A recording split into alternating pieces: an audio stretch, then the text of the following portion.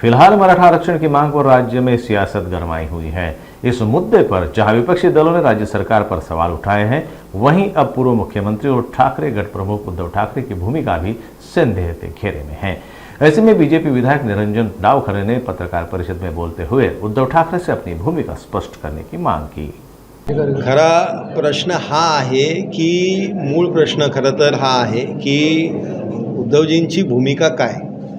कारण आपण एक दुसऱ्याकडे बोट दाखवण्यापेक्षा मराठा आरक्षणाबद्दलची त्यांची भूमिका त्यांनी स्पष्ट करावी। जे मराठा त्या तिकडे आंदोलक गेले होते ते कुठल्या पक्षाचे आहेत किंवा कोणाचे आहेत ही भूमिका नंतरची, पण यांची भूमिका काय हे त्यांनी खरं तर लोकांमध्ये येऊन सांगणं गरजेचं आहे।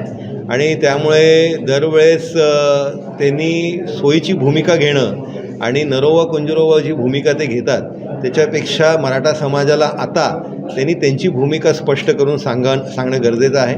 मला असं वाटतं जरांगे पाटलांनी उद्धवजींची वकिली करण्यापेक्षा किंवा हे आंदोलक कोणाचे आहेत हे ब्लेम गेम करण्यापेक्षा त्यांनी उद्धवजींना स्पष्ट त्यांची भूमिका विचारली पाहिजे की तुम्ही याला त्यांची जी भूमिका आहे मराठा समाजाच्या आरक्षणासंदर्भातली त्याचा ते समर्थन करतात का, आणि जर समर्थन करतात तर 2.5 वर्ष त्यांचं शासन होतं त्यावेळेस हा निर्णय का घेतला नाही हाही प्रश्न त्याच्यापुढे उभा राहतो।